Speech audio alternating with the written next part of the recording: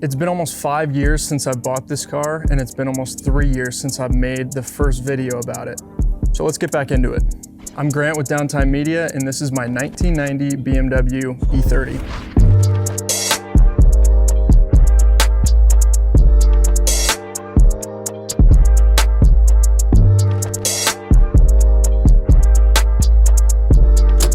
If you haven't seen the first video where I explain the story of how I got this car, go ahead and watch that video and then come back and watch this one. I bought this car when I was just starting college, when I was young, broke, and didn't really know what I was doing. I really just wanted to drive this car. Now that I'm out of college, unfortunately I'm still broke, but now I have more time to make the videos to show you guys the years of work that I've been doing to rebuild this car. So let's go back to May 28th, 2021. So after I cleaned the car up a little bit, put in new seats, and started to drive it, my priority as a 22-year-old was to put in a working sound system. Dumb, I know. When I bought this car, it had a crappy JVC deck in it, and it was missing the rear speakers out of the parcel shelf. So it seemed simple enough. Buy 2 speakers, throw them in, good to go. So I went to the local audio store, bought 2 cheap speakers, about 90 bucks for the pair, and then I went ahead to throwing them in. The speaker wiring on this car is pretty straightforward. You basically just have 2 spade connectors, and they're different sizes that go to your speakers. You really can't mess it up. Connect those wires, screw the speaker down, good to go.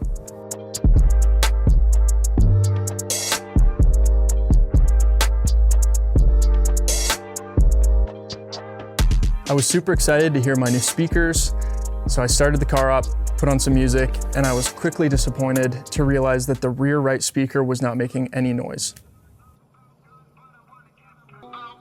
Dang.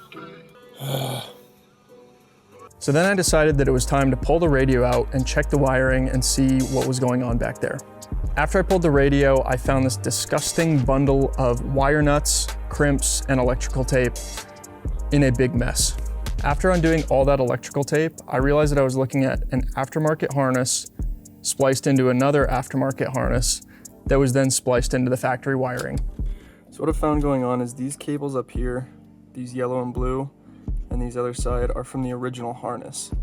So these have been tapped in to an aftermarket set of wires that actually have the labels on them, and I went through looking at this E30 stereo wiring guide, and those secondary wires are wired up correctly, but then they split into this harness, which is where you see this tape, and one of these connections is correct, which is why we have sound coming out of this speaker, and one of these connections is wired up to the rear left speaker, which is why we're getting that issue with the fading.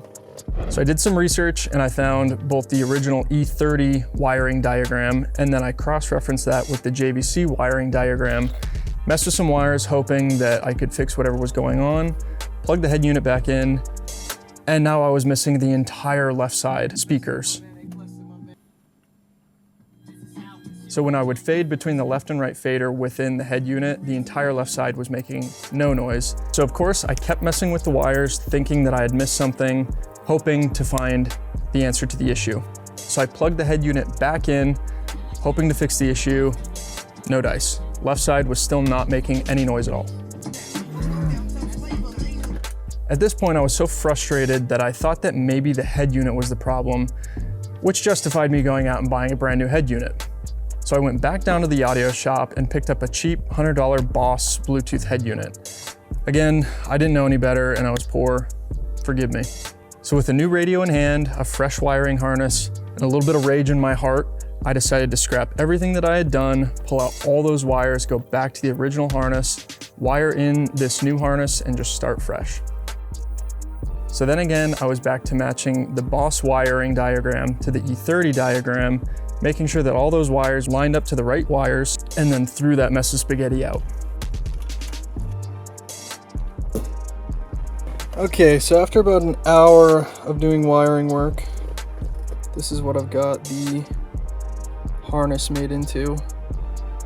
Got rid of all of this harness. This is a lot cleaner, a lot better, and hopefully, if I did everything right and nothing else is wrong, this head unit should work, should power all 4 speakers, and we should be good to go. After finishing up all that wiring, I plugged in the new head unit, and thank heavens all the speakers worked as they should. But then I had a new problem. When I would turn the car on and set the radio settings to what I wanted and then turn the car off and then back on, the radio would reset as if it were brand new.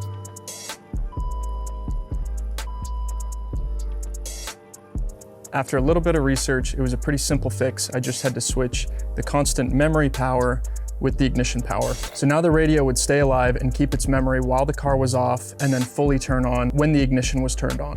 So after about $200 in cheap parts and hours of figuring out wiring and learning how to do this stuff for myself, my E30 had a working sound system.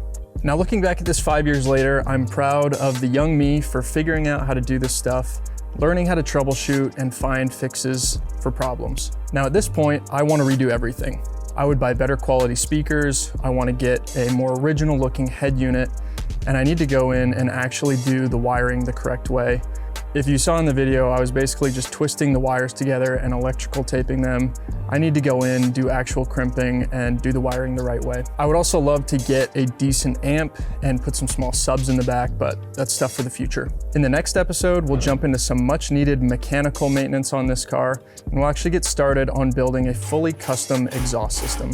If you've made it this far, thank you for watching, and hopefully we will see you soon, ideally before 3 more years passes.